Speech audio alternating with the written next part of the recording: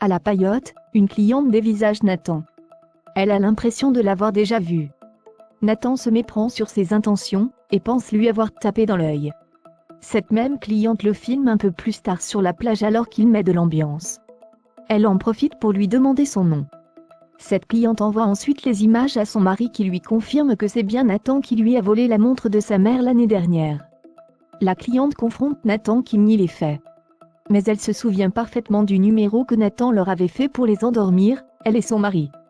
Cette cliente est déterminée à aller voir la police et quelque chose lui dit que Nathan a déjà eu certainement des antécédents judiciaires.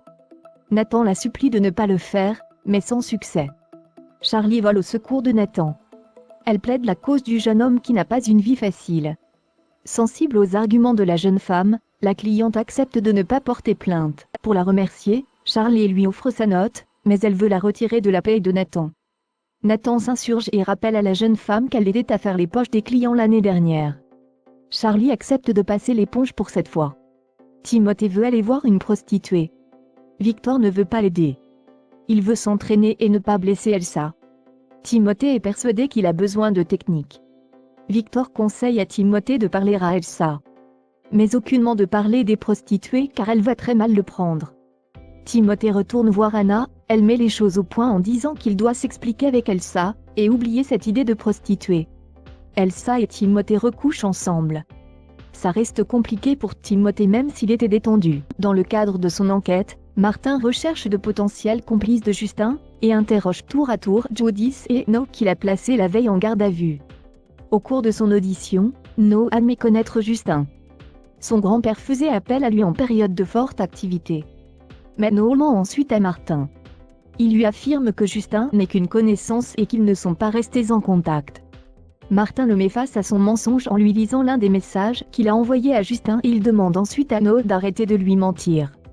No explique à Martin que Justin a mal pris qu'Alex lui propose 1 000, tant alors qu'il s'était engagé à le garder quand il a racheté le mât. Il lui avait alors dit de méfier des Delcourt Bertrand. Justin pensait qu'il n'hésiterait pas à le virer quand Judith en aurait marre de lui. No se justifie ensuite sur le fameux SMS dans lequel il écrit qu'il détestait les Delcourt Bertrand. Il était énervé après sa rupture avec Judith et n'en pouvait plus qu'elle passe son temps avec Jordan. No clame ensuite son innocence et il prend la défense de Justin, persuadé que lui non plus n'a rien fait à Alex et sa famille. Martin lui suggère de changer sa ligne de défense, car Justin a reconnu le vol de la caisse du mât et l'agression d'Alex. Judith est persuadée que No ne s'en prendrait jamais au mât ou à sa famille. Même s'ils ont rompu, ils tiennent toujours l'un à l'autre et puis, elle sait parfaitement que No n'a rien à reprocher à son père. Le vrai problème, c'est qu'ils se sont pris la tête depuis son retour d'Angleterre. Judith pense que No ne s'est complètement jamais remis de la mort de son grand-père, et qu'il était en colère et blessé de devoir vendre son mât. Elle tombe de haut quand Martin lui apprend que Justin et No se connaissaient et que tous les deux sont remontés contre sa famille. Judith reconnaît ensuite que No était à fleur de peau ces derniers temps, à tel point qu'il s'est battu avec Jordan et qu'elle a dû le renvoyer. Pour Martin, il ne fait aucun doute que Justin et No sont complices de tout ce qui s'est passé au mât depuis le début. Le témoignage de Judith confirme les soupçons de la police. No était à fleur de peau depuis qu'il a perdu le mât de son grand-père. Il en voulait à Judith de l'avoir quitté et il ne supportait pas de l'avoir flirté avec Jordan Roussel. D'après Martin, il avait assez de raisons de passer à l'acte, surtout si Justin lui a monté la tête. Mais il manque d'éléments matériels pour le prouver. Le procureur décide de prolonger les gardes à vue de No et Justin pour permettre à Martin de creuser cette piste. Pendant ce temps, Judith culpabilise d'avoir témoigné contre No. Elle a l'impression de l'avoir trahi et de lui avoir attiré des problèmes en disant à Martin qu'il s'est battu avec Jordan. Judith ne digère pas que No lui ait caché connaître Justin, et même si son attitude l'a déçue, elle ne pense pas que No soit capable de s'en prendre au mât, empoisonner un bassin et mettre en péril la vie des autres. Alex se range de son avis.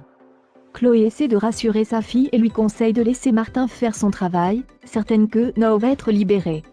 Robin a une consultation avec Bénédicte et lui avoue qu'il attendait ce rendez-vous avec impatience. Il lui confie ensuite que c'est toujours un plaisir pour lui de la voir. Mais Bénédicte lui annonce que son collègue va la remplacer, car elle est très prise. Elle pense que son collègue sera plus à même de traiter sa capsulite. Robin se confond en excuses. Il pense l'avoir mise mal à l'aise au cours de leur dernière séance. Robin lui jure ensuite qu'il se comportera bien. Bénédicte se montre très claire, elle est une femme mariée. Robin quitte l'hôpital.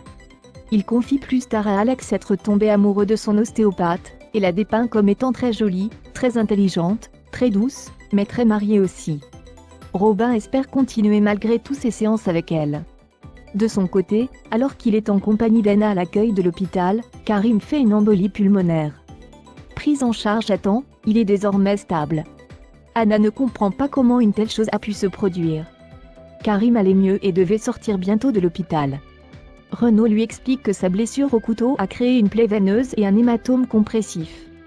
Lorsqu'ils l'ont opéré, la levée de l'hématome a dû libérer un caillot qui s'est formé dans la veine, ce qui a dû provoquer l'embolie pulmonaire. Karim va être placé sous héparine, mais le traitement pourrait trop fluidifier son sang, ce qui provoquerait des complications hémorragiques.